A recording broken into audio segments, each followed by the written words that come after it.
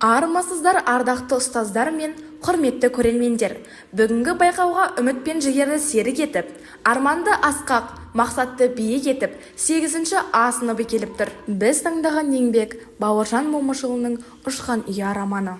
Автор тәртіпті, намысты, жоғары қойған тұлға. Ұлт тәрбиесі мен отбасылық құндылықты ерекше бағалаған.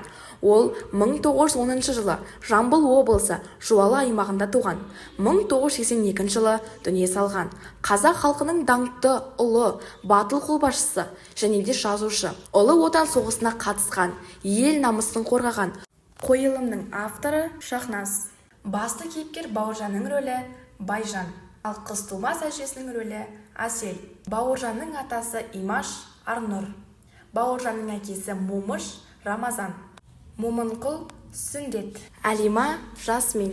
Үлкен әпкесі Үбиян Айдана. Сынып жетекшіміз Абылаева Кәмшат апай. Назар салып тыңдағандарыңызға көп рахмет.